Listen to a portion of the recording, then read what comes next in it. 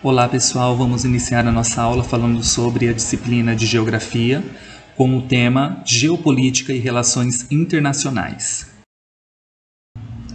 Antes de nós entendermos o tema de uma maneira mais aprofundada, é interessante compreendermos o surgimento do termo geopolítica. Ele foi criado pelo cientista político sueco Rudolf entre o final do século XIX e o início do século XX, se inspirando na Geografia Política de Friedrich Hatzel, publicada em 1897. Mas o que vai efetivar de grande maneira esse termo vai ser os geógrafos Carl Ernst e Halford John Mackinder, que vão fundamentar e determinar os principais pilares da geopolítica clássica. Compreenderemos a seguir o que significa a expressão hegemonia. Hegemonia é a influência intensa exercida por uma classe, um povo ou uma nação sobre outros.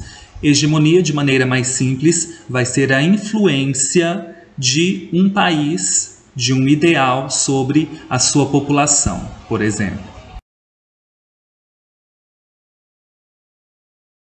Assim, a geopolítica vai ser a ciência que vai estudar as estratégias do Estado para administrar seu território, com um claro objetivo de sobrevivência do seu povo e a melhor inserção no contexto internacional. A geopolítica vai ser responsável por colocar um país dentre os demais internacionalmente falando. Por exemplo, vou colocar o Brasil em evidência nas relações internacionais com os demais países através da geopolítica. Também a gente vai compreender termos que pertencem a este grupo, como por exemplo, o Estado, a nação, o território e o país, conceitos chaves da disciplina de geografia. Às vezes eles podem ser usados como sinônimos, mas cada termo vai se referir a uma expressão específica. No decorrer da nossa aula, vamos desenvolver algumas noções principais que serão aprofundadas posteriormente. Nessa imagem, a gente tem um clássico que representa a questão da hegemonia global no período da chamada Guerra Fria. A Guerra Fria a gente vai estudar também mais para frente.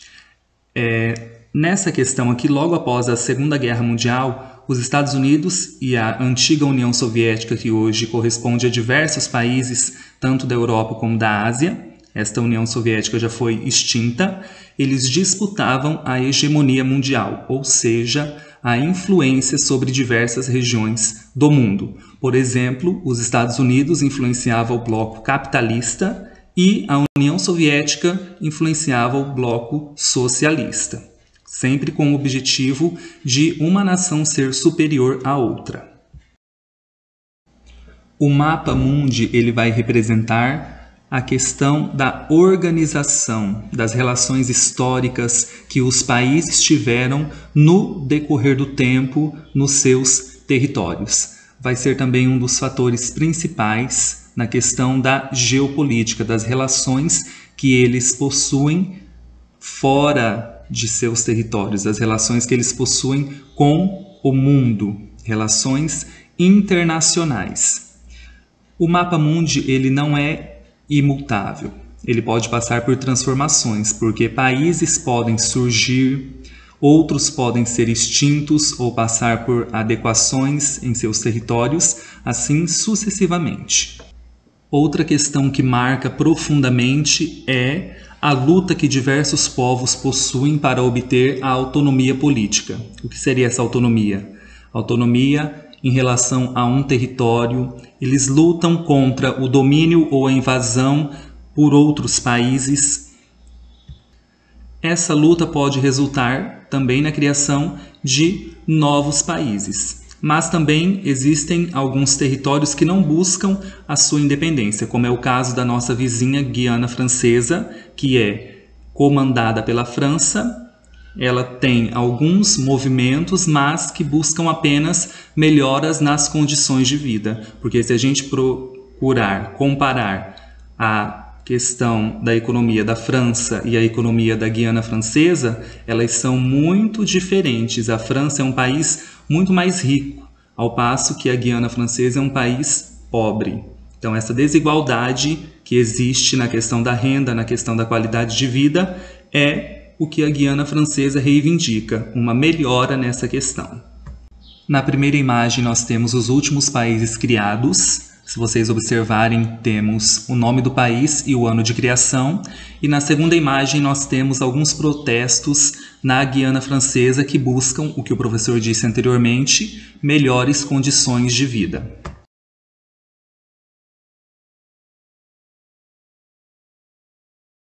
Temos um desafio aqui. Essa questão diz o seguinte: em sua opinião, qual é a finalidade de protestos realizados por pessoas? Você já participou de algum? Na questão dos protestos, eu quero que vocês opinem, coloquem o que vocês pensam e, se vocês já participaram de algum protesto, que vocês comentem sobre este assunto, sobre esta participação. Existe uma diferença entre a palavra Estado com E maiúsculo e Estado com E minúsculo. E é interessante vocês prestarem atenção para entenderem essa diferença.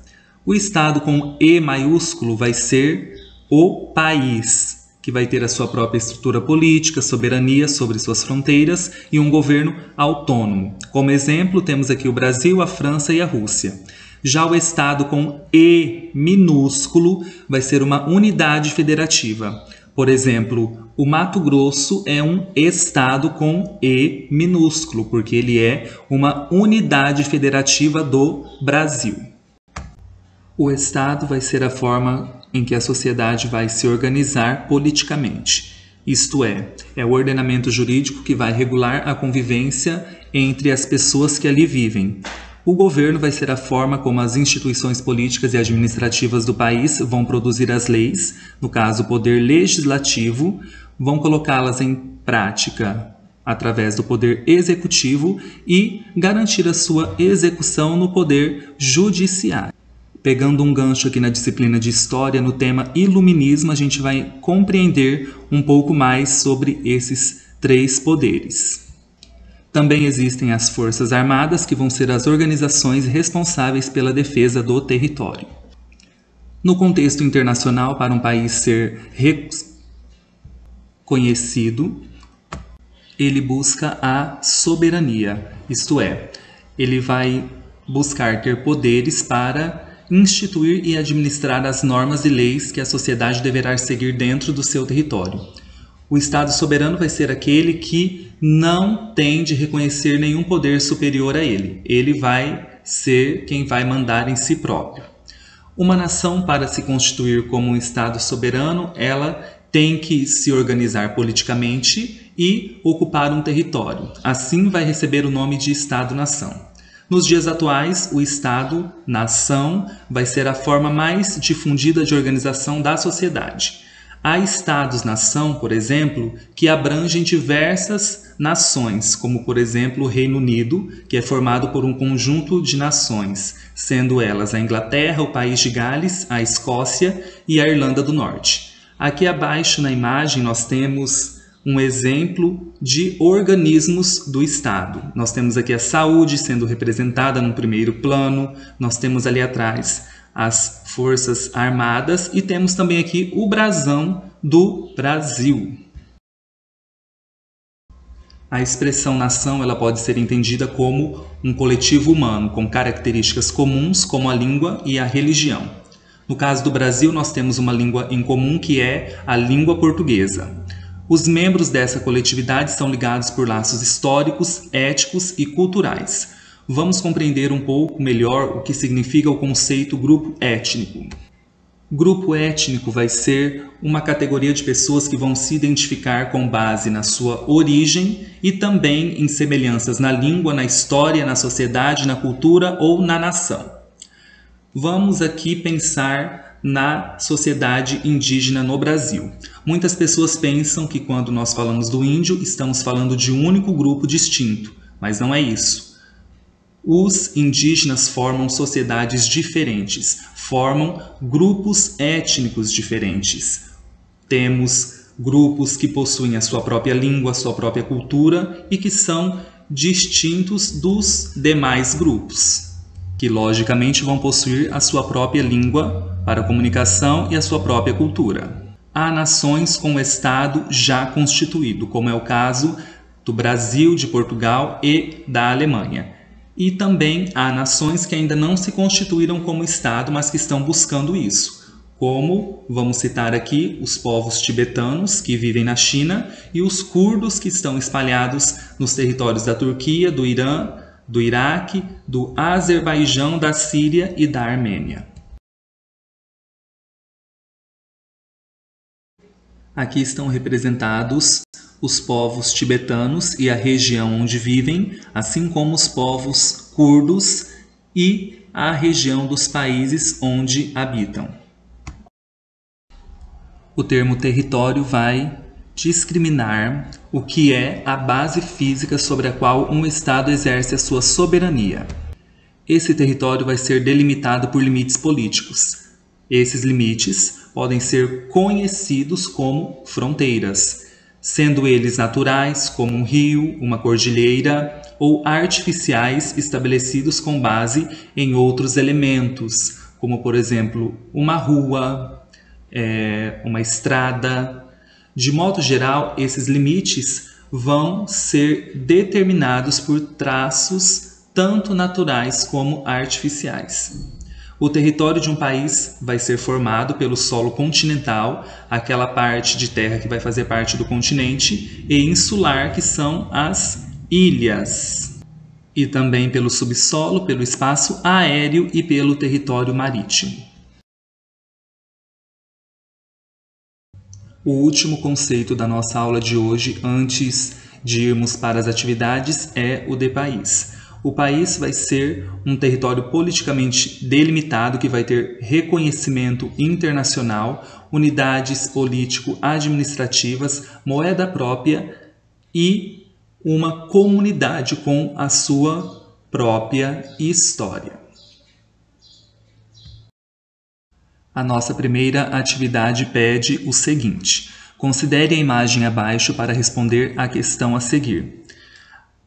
Analisando esta imagem, vocês vão marcar qual é a alternativa correta que vai corresponder à parte demarcada pelo retângulo.